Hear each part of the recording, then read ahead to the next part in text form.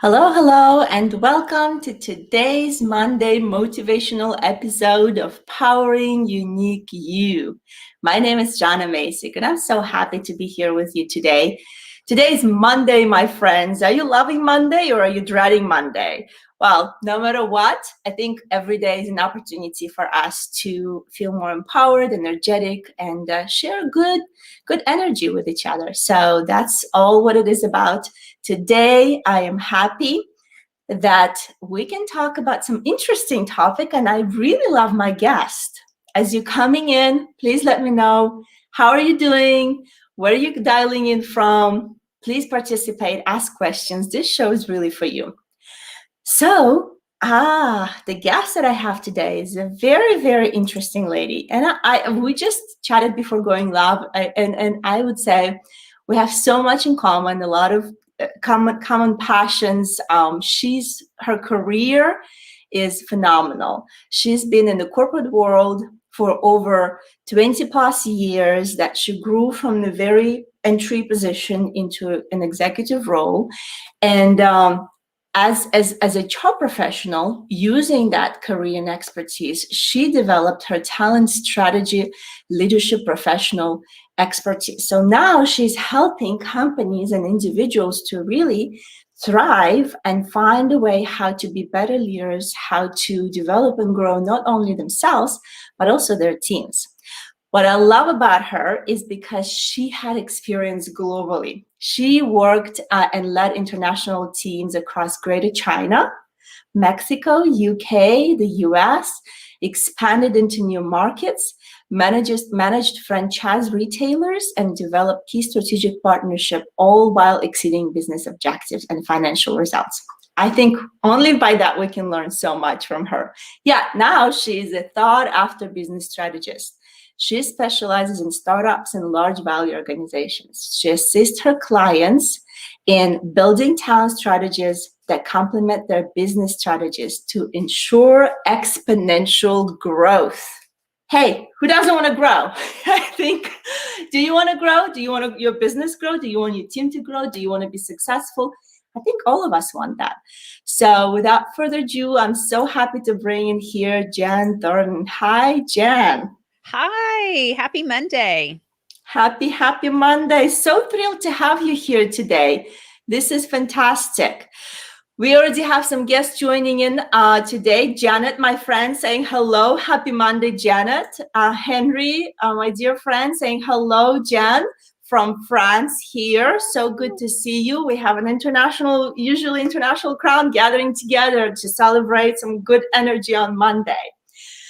Jan, I mentioned already to you, I admire how you joined the corporate world and you worked your way from the entry position with American Eagle Outfitters into a global HR director representing, the company, leading your team globally, opening multiple new markets. Please share a little bit of what really helped you to exponentially grow like this over the years and really develop yourself in such a way as a leader.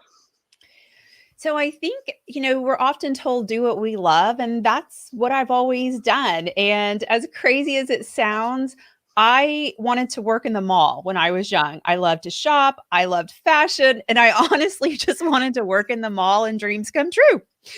And so I started working in the mall and I adored it. I had so much fun meeting customers and the fashion and all of that stuff that comes with it. And of course, that was a few years ago. Brick and mortar retail looked a lot different than it does today. But what I didn't realize early on that I was getting was experience of running multi-million-dollar businesses. And I was making scheduling decisions and hiring decisions, and I had to track my KPIs and, payroll costs, like all the things you have to do if you're running a business. Yes. And I don't think people always walk in the local mall and realize those people are running multi-million-dollar businesses. And so obviously I got just a ton of experience in that. And I fell in love helping people really see their career goals or their life goals come to life. And I never got my results like my peers. And honestly, for most of my career, I thought I was just weird and different. And I kind of was okay being weird and different too. But I really love getting my results from my team. I wasn't necessarily competitive and I didn't have to be number one, though I usually was, because I really spent a ton of time with my team. And so, fast forward a lot of years and a lot of great stuff. I ended up going from operations into HR. And I think with that piece of my career, what really helped me is I took what I already knew and I applied it in a new way.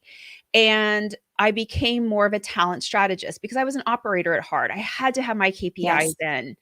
And so I was able to take, some experience and morph it into a new experience. And I think that helped. And then, I did that, bounced around to all different ways in HR for many years. I learned a ton. And then by chance, I got a phone call one day from my chief HR officer. And he honestly, he just says, "Hey, Jen, you want to move to Hong Kong for a couple of months?" And I'm like, "Sure, why not? What do you want me to do when I get there?" And he's like, "Actually, I have no idea. Just go figure it out." And I was like, "Okay." So I think, what I learned from that is you just have to jump in. You don't have to have all the answers. You don't have to know exactly what you're going to do. You just have to be willing to do it. And then from there, my career took a total different track and I end up specializing in international HR, all because I was willing to say yes. Oh And my. so that was my corporate career. And that was 22 years and 90 seconds. I absolutely love it. And I love that you said you're going to jump in before you're ready, before you know it. And these opportunities sometimes knock on the doors and it can feel intimidating. And I can only imagine with you probably growing in the US, living in the US, and now all of a sudden you're going to Hong Kong trying to establish everything there. It must have been scary. So this is phenomenal story. I love it. Please tell me a little bit, how was your pivot and adjustment learning the international HR and working in different countries? Yeah. I tell people all the time, and I truly believe it. It changed my DNA. It changed who I was, how I saw the world, how I interacted with people. And to work internationally, you have to just have a ton of humility. I mean, Yes. you'll step on stuff that you shouldn't all the time. You'll do something that you think is kind and nice, but it's offensive to someone else. And you have to really think about how you interact with people in such a different way. You have to be willing to ask questions. You have to get curious. You have to say, here's how I see it through my lens, but I want to see it through your lens, and be completely open to whatever that is for them. And just, embrace it and be brave. But it really did change my DNA, and how I interact with people today and how I see the world today is so different. And it would have never have been that way if I hadn't have had that international experience. Yes, I agree with you 100%. I think once you step outside of your typical zone of living, so to speak, your country, your culture, you realize that what you know and what you experience, experiencing is just a little glimpse compared to the entire globe, and how much different cultures, different people, different perspective, like you said, walking on, worrying that you're going to step on something and things like that. It's really fascinating. I think it brings you that humility and also curiosity to see that even if you know a lot and even if you've experienced a lot, it's a speck. And being open to seeing the other people's perspective, I can see how it formed what you do right now. I could see that it influenced your ability to then be more open and curious about the human potential, the potential in developing talent, and maybe talk a little bit about pivoting into that sphere after you decided to come out of corporate world. So I the last few years in my corporate job was amazing. I mean, I was heading up an international department. I was traveling all over the world. It really looked cool on Instagram and Facebook, super cool on there. It was a little exhausting, I'll admit. I always tell people I never got jet lagged, but when I left, I realized I was just permanently jet lagged and slept for like Yeah. a month after I left. But, what I recognize time and time again, if I look at every chapter of my life, businesses exceeded or failed based on the people that were in charge of them. And it was so evident, especially when I went internationally, because obviously it was incredibly complex. And I had worked with a group that was really incredible and focused and collaborative. And then there was an executive change and things, we were stumbling. We were trying to figure it out. And what it made me realize is that the talent strategy is the most important piece of success. And I became really curious about it. I started studying more about talent strategies. I started studying companies. And that's when I decided this is what I want to do full time. And again, kind of going back to early in my career, all I wanted to do was work in the mall. And so, by gosh, that's what I did. And then I got to all I wanted to do was talk about talent strategies and businesses and how do we marry those so that they come together in a beautiful way. And so Yes. then I said, you know what? It's time for a change. It's time for me to do that. I was getting to an age there. I was, it was a good age to make a career change. And so I took a huge leap of faith and jumped off and created 304 coaching, which is, what I do today is I run this organization. It looks different today than what I thought it would. I thought it would be just about coaching and those types of things. But today we have a huge team. We're doing talent strategies for all kinds of different organizations and leadership development and coaching and just all types of different things, really helping organizations create productive and healthy work environments. And, it's again, I get to wake up every day and do what I love. And be excited about it. That's a Woo, I dream. That's a know, right? dream. I think, It yes, I think is. it's important. Again, it sounds like you has this capacity and fear, I would say fearless courage to say, oh, that's interesting. Oh, that excites me. I'm ready to jump. I don't really know what I'm going to do. I'm not really quite there yet to figure it out, but I'm going to jump and I'm going to dive into it and work through that. It's really admirable. I think many people get held back by their fears, get held back by doubting themselves, get held back because they think, oh, I need to acquire this or that before I can make that step, or making this step kind of, not quite fiercely as you are. And I feel that can help many young professionals to realize, you don't get to know, you don't get to have it all. You don't get to know it all before you jump in.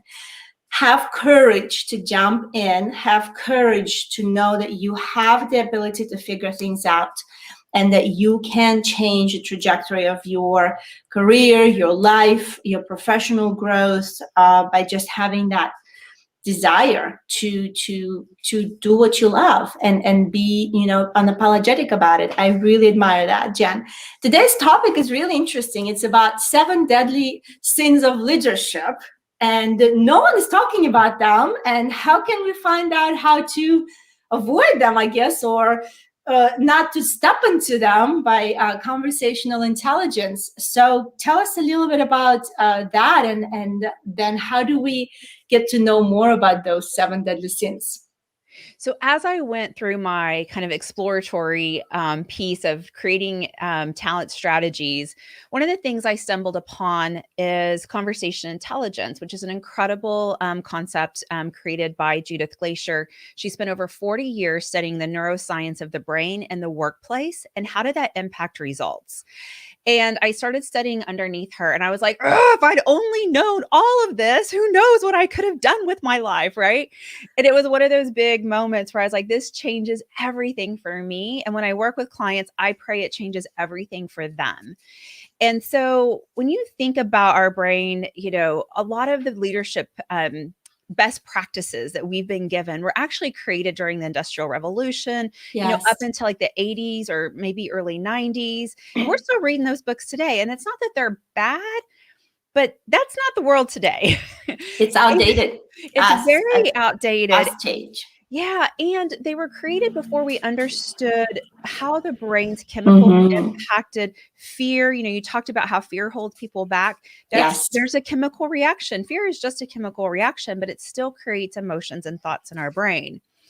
And the other thing, which kind of leads into the seven deadly sins that we now know, is we can actually get addicted to being right. Mm. And when we're right, let's all get honest with each other. It feels good. We get a little dopamine hit and we're like, I was right. We may not do the I'm the right dance or I told you so dance, but in our head, Mentally, we're yeah, doing right? it. Yep. Yeah.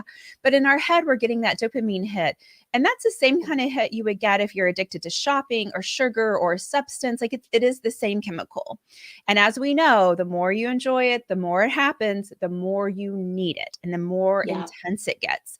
And I think a lot of us know someone that we knew early in our career and they were collaborative and open minded and incredible, which is why they started rising quickly in their career. And then 10, 20 years later, you don't even recognize them anymore. They're angry. They're, my way or the highway. And I don't want to hear it. I told you how to do it.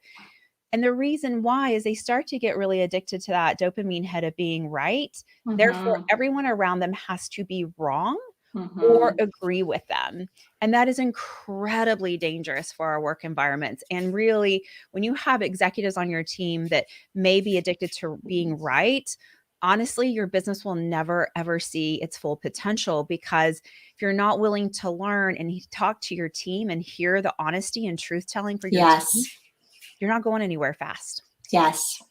And in fact, I agree with you. I could look at a couple examples, and I could see that the leadership and executive team would then create the culture, and that culture that is real can be different from what is on paper in HR. It So, but normally is, yes. it creates the culture that then either diminish the team, disperse the team, and actually create the, either somebody really needs a job and going to struggle to stay in that environment, or people just going to run away, or on the opposite side, it can flourish and people be attracted to that, and they say, yes, I love what I do. Yes, I need a paycheck, but much more importantly, I love the atmosphere, the energy, and the morale, and the culture that helps me thrive, that helps me grow. And that is truly, as you mentioned earlier, is either the success of the business or the failure of the business. Because let's admit, no matter what business you operate, it's people. Yeah, It's people who make things happen, right? Right now, although we can absolutely. have a lot of AI, a lot of technology, there still need to be people who run the things, who make the things happen. And I really believe it is so important. So I would love to hear some more. So the conversational intelligence, the brain, understanding the brain, understanding how the brain functions, how do you connect it, and then being right, being addictive, and how do they tie into the seven deadly sins? Yeah. So when we start to think about the seven deadly sins, they're pride, greed, wrath, all those things, right? And so think about those in the workplace. So one of the ones that comes up a lot is wrath. If you're in an environment where you have a leader who's addicted to being right, then chances are you're not willing to tell them the truth. And we do not do enough truth telling in the workplace because there's a lot of fear around telling the truth, right? So if the supervisor comes in and is like, I've got the best idea ever, and you're like, oh, that's not going to work. But in the past, if you had disagreed with that person and you got in trouble for disagreeing with them, then your brain's going to go, oh, that's not going to work. But you know what? I'm not going to get in trouble for telling the truth. I'm going to sit right here and I'm going to smile and I'm going to shake my head and go, that's a great idea. And I'm going to watch the bus go off the cliff as a just, ready to do it. And it happens day in and day out in all of our environments where we create this place where telling the truth means we get in trouble. We get that wrath. And when that happens, we stop telling the truth. There is also one of the other ones I always like to talk about is sloth. So we know one of the seven sins is sloth, kind of being lazy. But you're thinking, you know what? Executives aren't lazy. They're working hard. And you're absolutely right.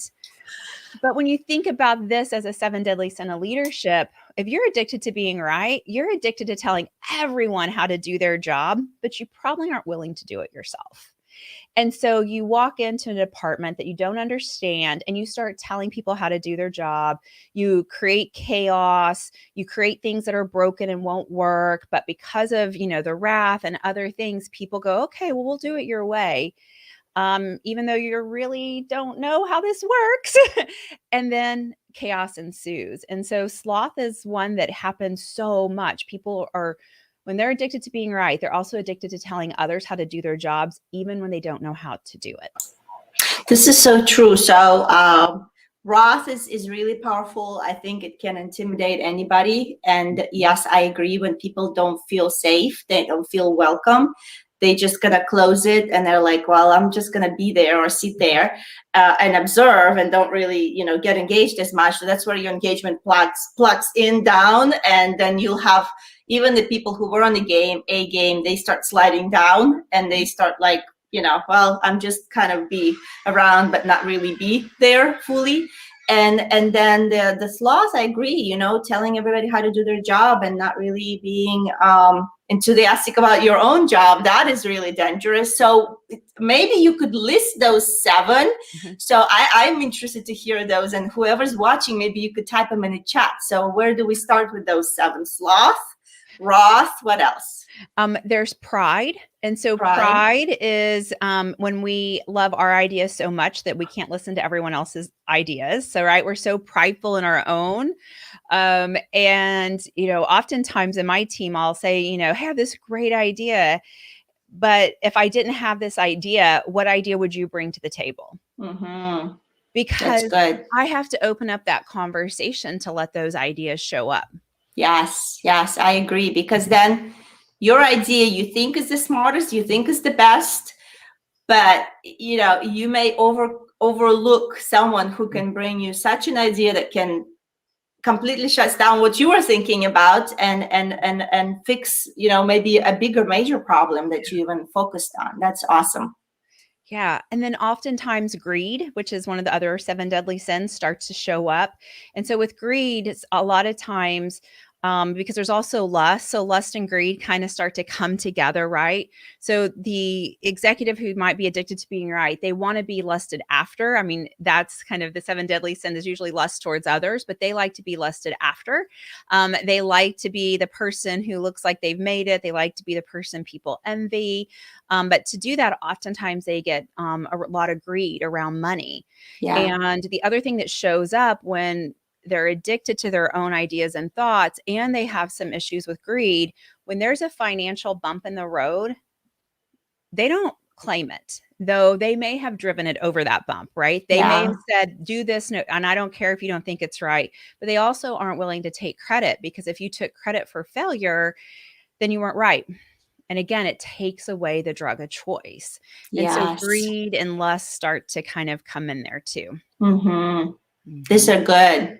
Yeah. Good things to know, good things to be self-aware, I think, right? It's the other thing of it, I believe it's easy to see, especially negative things in other people. It's like, oh, right? Look at him. Oh, look at them. He got lust. He got wrath. He got, sloth. And it is humbling. Yeah. And it requires a lot of strength and courage to open up and see what's inside of you and be, admitting to yourself first, and then realizing that, you may not see it, but others see it. You may not pretend that it's not there, but it's there. And that takes a lot of, I feel, self-awareness and work where you come in to really help realize that you can be on your own drug that you've created by feeling, self-righteous, by feeling and making yourself always right. And then, falling into those sins. But then on the positive side, once you get the self-awareness, once you realize that, you don't have to stay there. You don't have to repeat the same type of behavior, the same type of thinking. You can pull yourself out of it and say, I'm going to make a change. I'm going to pivot. I'm going to, do better. And how can I grow better and develop better to avoid falling into those sins? Yeah. And you have to think about it as a true addiction. if we're addicted to something, we'll never change until the pain of not changing is so big that it's easier Mm-hmm. to go through the pain of change than to stay where you're at. And too often that's when I get the phone call, right? That the pain is so bad that they're like, okay, we have that something's got to break. And I get those phone calls from executives and they're like, my team this and my team that, and blah, blah, I mean, all this stuff. And my first question is always the same. What about your leadership made all that possible for them? Oh, me? No, it's them. And I'm like, well, Let me swap the entire team and start it afresh. Well, guess what? In a year or so, you're going to end with the same results. So, yes, it's hard to so look in the mirror much sometimes. money. So often we're quick to say goodbye to someone we've chosen to be on our team, or we didn't think about what is the actual job so that we could hire the right person to do that job. And we throw money out of the window and bucket loads through turnover, but yet we're not willing to spend money on the maintenance, the leadership, the honesty, and so people are spending so much money on the backside. In today's world, Shermoy says 1.5 times a person's salary is a cost of turnover, but they're really looking at now looking at twice. And in Yes. some tech positions, you're looking at 3 times that person's salary because of Yes. the intellectual knowledge they take with them. And so if you have someone on board that is making 100,000 a year, if you lose them, that's a $300,000 hit to your company in a myriad of ways. So what if you, instead of taking that huge $300,000 hit, you backed it up and you provide coaching and leadership development, and really thought about your culture, and that it's not just on paper, it really does come to life. And your job will be a lot more fun. You'll make a lot of money. Like, it's just so great when you invest in the front end, but too often, we invest in the back end. I agree, and I believe there needs to be a shift of mentality. And I love that you're doing this work with small companies and larger companies.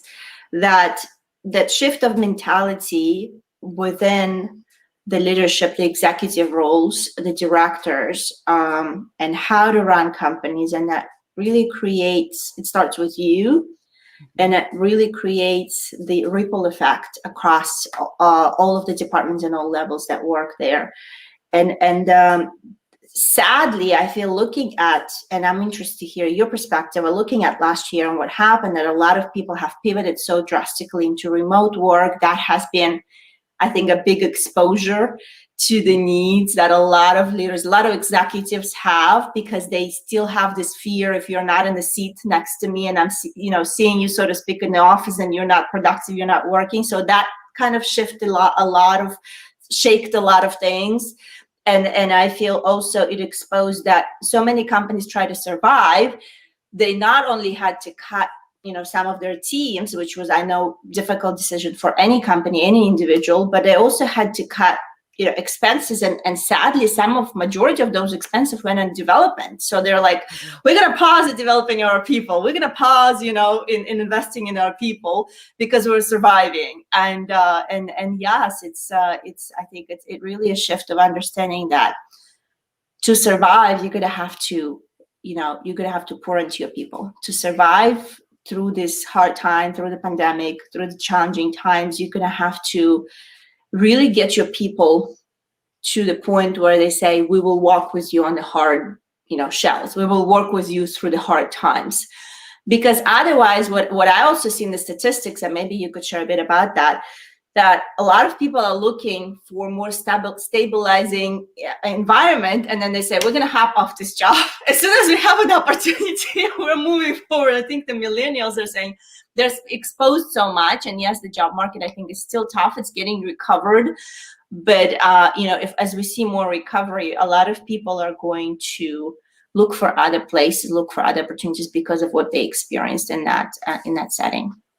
Yeah, it's interesting. At the early 2020, everyone had to do a lot of crisis management, and it was needed. Crisis manages the building's on fire, get out. There's no collaboration, there's no discussing. It's get out. And honestly, people had to physically tell people, get out of the office now, go home, get safe, right? So it was a reality. But what happened, I think, and what I see so often when companies go through a crisis, and a lot of companies obviously did last year, I mean, I don't think anyone didn't in some way, we get in that habit of crisis management and that becomes highly directive. And when we're highly directive, we're again not opening up for truth telling in the workplace. We're not opening up for collaboration. We're creating fear. And what we need to know about our brain is as fear rises, the ability to think with innovation and strategy goes down. And so, as Yes. leaders, one of our number one jobs is to keep fear in the workplace down so that people can use the part of their brain that actually has that strategic and innovation piece. And if we're not doing that, if we're creating fear, but then we're mad because they're not strategic, I'm like, well, it's science. You can't really change it. I'm sorry. But I do think over the next 18 months, people are going to just be shuffling jobs like crazy. Their job looks different, or they want something different out of their life, or there's new opportunities they see. And so if you're an employer, you need to get ready. Like the next 18 months is going to be a shuffle. And if you want to make sure you're retaining your people, you're going to have to invest in them. You're going to have to get the crisis down and moving forward going. And if you're in the market for really great talent, this is the time to think about how to land them, because people are Yes. going to be moving jobs in the next 18 months. It's going to be crazy. Yes, I agree. And again, you're going to get hit with this, 3x amount of expenditures because you're losing a team that has not just had the knowledge, but probably absorbed a lot of people that had to be let go just to save the company. The workload has grown exponentially, and it's going to be definitely important season for HR, and not just HR. I think for the leaders who are looking at their organizations to reconsider, their approach and reconsider how they really care for their people, to see themselves. So you've mentioned some of the deadly sins and how to fix them. What's your one or two steps that you think anybody can start with? Because I feel those deadly sins can be landed on anybody, no matter what position you can be in. You can be, in an associate or contributor. You can have those just because they think everybody's susceptible to them. I think what's important is to just what you said, recognize all of us have a little bit of this in us. So that's the good news. We're not alone. We all have a little bit of this in us. But what we have to do is we have to start thinking about which one do we typically lean on and why, and then how do we start to change our language so that we decrease the fear that causes and increases innovation in others. And it's very simple things. So if someone comes to you and your team and they say, I had this great idea and blah, blah, blah, and they tell you and you're like, that is a horrible idea. But you could say to them, that's a horrible idea. That would never work, which is typically what people say. Or you could say, again, be honest. You could say, I don't see it, but change my mind. If you think it's a great idea and I'm not seeing it, change my mind. Tell me why. And think of that incredible conversation. You start to learn how they think. And so what research they might have done. They may change your mind, but what you've done is you haven't shut them down from future ideas. You haven't shut Yes. them down from coming to you in the future. You've just, truth told, I don't see it, but change my mind. And so you're allowing them to exchange. You can do other simple things like, in a meeting, and maybe you're trying to figure out, a new marketing strategy, and you've thrown all the ideas on the table. Then you can say to people, tell me what could go right. We always say what could go wrong if we do this. I always say, let's say what could go right. Because if we keep thinking about what could go right, we're, again, decreasing the fear chemicals. We're opening up our innovation. And then we can think bigger. And then we say, all right, what do we have to do to get there? The work is the same. What could go wrong? Let's make sure it doesn't. Or what could go right? Let's make sure it does. But how our brains interpret those and respond to those chemicals are completely different. Work is the same. This is so good. But use language that allows people to be innovative and strategic, and that changes the world. I agree. Oh, this is so good. You've dropped like bomb in there. Two bombs, simple, but Yeah, they're simple. explosive Mhm. because when you stay open and you allow others to express their thoughts, and there is that relationship and connection and safety grows Mhm. exponentially. And then rather than focusing on what's wrong, because that's the first thing that our mind would get attracted and attached to, and then what goes wrong usually grows, because what you focus on grows. You shift that perspective and start focusing on what can go right. This is simple, but it is Yeah. such a powerful switch where you focus your brain and then you help others to focus their brain on what can we create together, what can we work out together. And that eliminates that fear, that brings you to the higher brain function of yours, and give you that thinking, creativity, that brilliance that you can bring to the table, and you can drive your team to do the same together in a collaborative environment. This is awesome. Fantastic. And I know that we've dropped, I think in before we started this, I've dropped the 7 Deadly Sins PDF. You can download it from Jen's site. Thank you so much, Jen, for being so generous with that. And also, I know you're doing a workshop that people can sign up, and I'll drop the link as soon as we finish the conversation. To tell us a little bit about that workshop and what is the benefit. I know it's a free resource that you're providing, and why people would be interested to sign up for that. Every year we offer a free leadership workshop series, and we actually started it during COVID, very early on. Like, how can I help? I can't do anything medical, but I can do leadership, right? And so we started offering a free workshop once a year. And this year it's all focused around the reduction of fear and the increase of innovation. And so we have 3 free workshops. Our third one is actually this Wednesday. But if you sign up today, you'll get the link to do the live workshop with me. You'll get a 40-page workbook, and you'll get the replays for the ones we've already done, so you can catch up. But if you really want to start thinking about, how do you keep a growth mindset? How do you influence in your leadership? And how do you help others see what's possible? If those are things that interest you as a leader, we talk about all of that through Leading Edge this year. And we're just super excited about our program this year. And we hope that everyone joins us.